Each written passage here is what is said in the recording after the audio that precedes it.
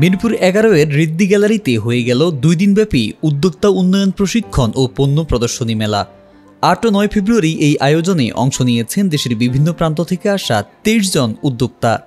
দেশি বিদেশি পোশাক, জুয়েলারি, স্টেশনারিজ, উপহার সামগ্রী, কেক, চকলেট সহ নানান রকম পণ্য নিয়ে সাজানো ছিল এই মেলা।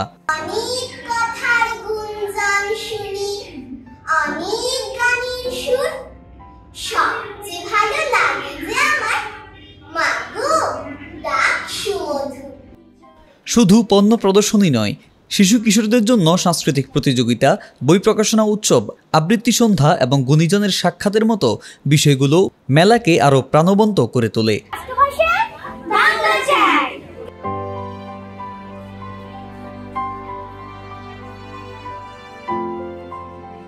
2 দিনব্যাপী মেলার শেষ দিন অতিথি হিসেবে উপস্থিত ছিলেন লেখক ও গবেষক বীর মুক্তিযোদ্ধা জিয়াউল হক, বাংলা একাডেমি পুরস্কারপ্রাপ্ত লেখক ও গবেষক ডক্টর তপন বাগচি, আবৃত্তি শিল্পী পারভেজ চৌধুরী, ছড়াকার অশোকেশ রায় এবং বাংলাদেশের খবর ডিজিটাল এডিশনের প্রধান হাসনাত কাদির সহ আরও অনেক গুণীজন।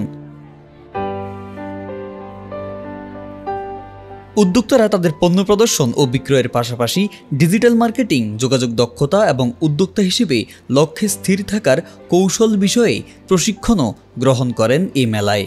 অনেকেই ব্যবসা কিভাবে করতে হবে, মানে কিভাবে করলে ব্যবসা ভালো হবে, কোথা থেকে কি করতে হবে অনেকেই জানে না।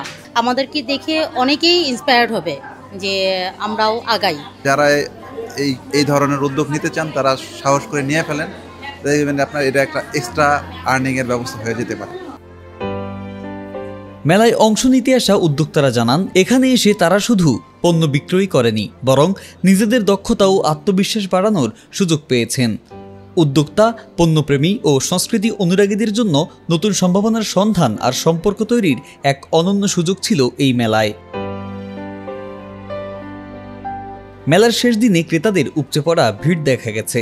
এই অভিনব উদ্যোগের প্রশংসাও করেছেন তারা। বিভিন্ন সাংস্কৃতিক প্রতিযোগিতায় অংশ নেওয়া শিশুদের পুরস্কার বিতরণ এবং কেক কাটার মধ্য দিয়ে শেষ হয় উদ্যোক্তা উন্নয়ন প্রশিক্ষণ ও পণ্য প্রদর্শনী মেলা।